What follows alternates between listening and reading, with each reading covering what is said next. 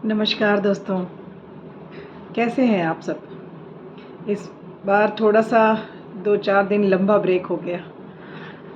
कुछ अंदर से आ नहीं रहा था। सच बताऊँ, मैं कभी भी जो भी कंटेंट्स या कुछ ऐसे वीडियोज़ बनाती हूँ ना, वो मैं ऐसे ही नहीं बना देना चाहती। जब भी मेरे दिल से अंदर से जब ये भाव आता है कि आज कुछ बात करना चाहिए, कुछ कहना चाहिए, तभी बना पाती हूँ। कई बार फ़ोर्सली सोचती भी हूँ, तब भी नहीं बना पाती। आज बहुत दिनों बाद फिर पेड़ों के पास गई मैं। और मैं क्योंकि बहुत बचपन से ही प्रकृति से बहुत जुड़ी रही हूँ। बचपन से ही अजीब-सा ही पेड़-पौधों से, नेचर से बड़ा अजीब-सा लगाव रहा मेरा। और ये मुझे लगता है कि हर व्यक्ति के अंदर अगर ये हो ना, तो आप ज़्यादा जुड़ पाओगे अपने आप से, खुद से। पेड़ों के पास गए और वो भाव समझते हैं दोस्तों।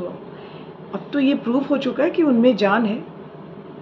और बहुत ज़्यादा मतलब वो, जैसे कहते हैं ना कि आप जो भी फीलिंग्स आप किसी इंसान को, ह्यूमन बीइंग्स को आप समझाना चाहते हो, वो सारे भाव वो समझ जाते हैं। ऐसे ही मैं एक आर्टिकल में पढ़ रही थी कि ओशो का एक वक्तव्य था, उसमें उनके बारे में था कि एक पेड़ था ना, पेड़ के बारे में सोचते हुए ओशो की आँख भर आई। तो वाक़या कुछ इस तरीके से था कि ओशो प्रोफ़ेसर थे, वो डिग्री कॉलेज में, यूनिवर्सिटी में पढ़ाते थे उस समय अपने शुरुआती दिनों में। तो जहाँ ये एक पेड़ की छाया के नीचे ये अपनी गाड़ी खड़ी किया करते थे।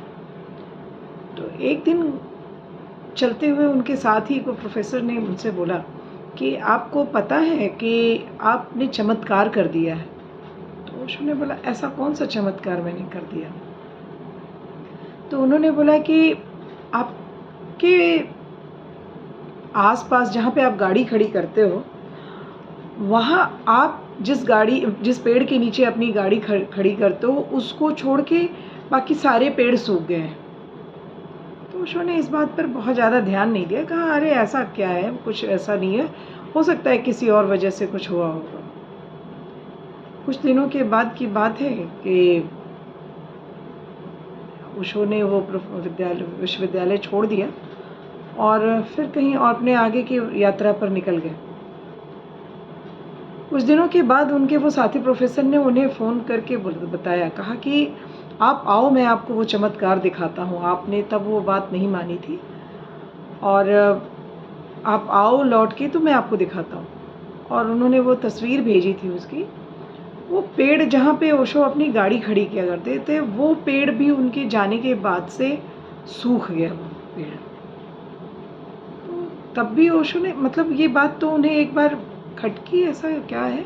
लेकिन तब वो इतना इस विषय पे गंभीरता से नहीं सोचा उन्होंने और वो बात आई गई होगी। कुछ दिनों के बाद जब वो पेड़ों के बारे में अध्ययन कर रहे थे और फिर जब उन्हें पता चला कि पेड़ भी आपके पूरे भाव को समझते हैं और वो उसी तरीके से प्रतिक्रिया देते हैं, तो उनकी आँख में आँसू आ गए इस बात को सोच के। क्योंकि जब भी वो जाते थे, तो उस पेड़ को, उसकी छाया को कृतज्ञता के साथ उसको धन्यवाद देते थे, कृतज्ञता ज़ाहिर करते थे और कहते थे कि ये तुम्हारे छाया में मेरी गाड़ी सेफ़ रहती है, मैं आता हूँ तो ये गर्म नहीं होती है, छाया रहती है, और उसको धन्यवाद देते हुए अहोभाव में चले जाते थे। वो भाव इतना ज़्यादा बलवती होता था कि उस पेड़ के अंदर भी वो सेम भाव ही, मतलब रिफ्लेक्शंस आते थे और वही भाव पेड़ों के अंदर से, पेड़ के अंदर से भी आ रहा था। दोस्तों, ऐसे ही है जब हम पेड़ों के बारे में, के पौधों के बारे में, नेचर के पास में जाते हैं, जिस प्रेम से, जिस तरह से बच्चे की भाव से हम उनको वो भी हमें पुकारते हैं, वो हमें चाहते हैं कि हम उनके पास जाएँ। मैं सच बताऊँ, मैं सुबह अपने गार्डन में जाती हूँ, जब तक मैं एक बार उन अपने सारे पेड़ों पौधों के ऊपर मैं हाथ ना फिरा लूँ, उनके नीचे से कहीं खरपतवार ना निकाल लूँ। माली आता है, माली अपना काम करता है, लेकिन मैं बहुत दिनों तक तो मैं माली रखना नहीं चाहती थी, क्योंकि मुझे माली रखना इसलिए नहीं पसंद, क्योंकि मुझे पेड़ों के साथ में रहना, उनका काम करना और उसमें चाहे मुझे जितना भी वक़्त लग जाता था। दोस्तों, अभी भी मैं, मतलब वो टाइम निकाल के मैं करती हूँ किसी भी तरीके से। मुझे बहुत पसंद आता है, बहुत ही अच्छा लगता है। उस वक़्त मैं बिल्कुल जैसे उनसे एक हो जाती हूँ, इतना भाव विह्वल सा वो समय होता है। कि मैं उस समय को कभी भी बाँटना नहीं चाहती किसी भी और चीज़ों से। तो बहुत दिनों तक मैं माली नहीं रखना चाहती थी, लेकिन बाहर भीतर जाने के चक्कर में जब पेड़ बहुत उपेक्षित होते थे, तो कई बार जब ये पानी के अभाव में सूख जाया करते थे, तब फिर मुझे मजबूरन माली को रखना। फिर भी माली आता है, अपना काम करता है, बावजूद उसके मैं जाती हूँ उनके पास में, उनको दुलराती हूँ, उनको सहलाती हूँ, उनके साथ मतलब समय बिताती हूँ। पानी डालना होता है, ज़बरदस्ती कुछ नहीं भी काम होता है, तब भी मैं कुछ ना कुछ काम निकाल लेती हूँ। मतलब ये मेरे मन को इतना सुकून देता है और इतना इतना मैं अपने आप में उस वक़्त बिल्कुल अलाइन हो जाती हूँ परमात्मा से, उस सृष्टि से, उस परम तत्व से।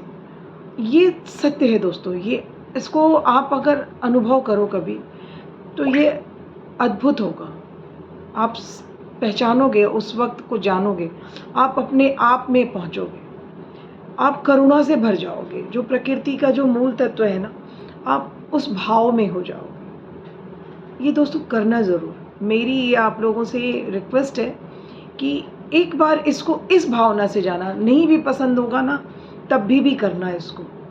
मैंने पहले भी एक बार अपने वीडियोज़ में बताया था, जब कभी बहुत मन में भाव ऐसे आते हैं, जब आप रोना चाहते हो, जब आप अपना दुःख निकालना चाहते हो मगर निकाल नहीं पा रहे हो, तो चले जाना कहीं पेड़ के पास, बूढ़े पेड़ के पास, पुराने पेड़ के पास, कोई भी पेड़ के पास, जो भी आपको मिल जाए, और उससे लिपट के, जैसे आप अपनी माँ से लिपटते हो, आप उससे एक बार लिपट के अपने मन की बात कह देना, ज़ोर से रो लेना, चिल्ला लेना।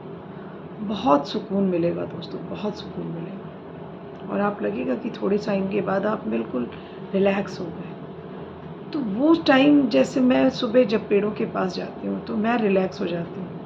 मैंने जब ओशो के बारे में जब ये पढ़ी बातें, तो एक तरीके से प्रूफ सी हो गई कि देखो, मतलब इतने ज्ञानी मनीषी भी अगर इस चीज़ को समझ पाते हैं और करते हैं, तो हम और आप तो अभी शुरुआती दौर में हैं, हमें ज़रूर करना चाहिए इसको। बिल्कुल करो दोस्तों, और जब चीज़ों को लगे अच्छा आपको, तो मुझे भी अपनी भावनाएँ बताना, शेयर करना, कमेंट्स देना, अपने विचार बताना। अब इसी क्रम में दोस्तों फिर मिलते रहेंगे। अभी खुद का ख्याल रखिए, लोगों का ख्याल रखिए, खुद खुश रहिए, लोगों को खुश रखिए। नमस्कार, बाय।